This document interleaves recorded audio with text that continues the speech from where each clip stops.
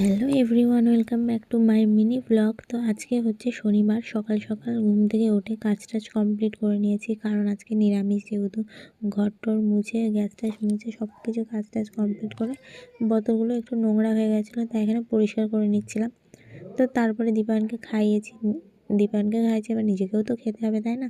তো তাই একটু ম্যাগি রান্না করে নিচ্ছিলাম। তো খাওয়া দাওয়া করে কাজ টাজ কমপ্লিট করে এই যে দীপায়নকে নিয়ে একটু পাশের বাড়িতে চলে এসেছি, যেহেতু ও বাচ্চা কাচ্চা দেখলে খুবই খেলা করে, আর ওদের বাড়িতে বাচ্চা কাচ্চা আছে, সবার সাথে খেলা করে ওখানে বসে বসে। তো এখানে আমার শ্বশুর পাশের জমিতে একটু পালং শাক চাষ করেছিল, তাই একটু তুলে নিয়েছিলাম, যেহেতু দীপায়নের খাবারে দেবো। আর এখানে ব্রাহ্মী শাক আছে, ব্রাহ্মী শাকগুলো তুলে নিচ্ছিলাম। তো এখানে দীপায়নের খাবার বসিয়ে দিয়েছি। তো তারপরে তো আমি রান্না বসিয়ে দিয়েছিলাম বলে তাই পাশের বাড়ি থেকে দুটো বাচ্চাকে ডেকে নিয়ে এসেছিলাম, বললাম যে দীপায়নের সাথে একটু খেলা কর, আমি রান্না করব।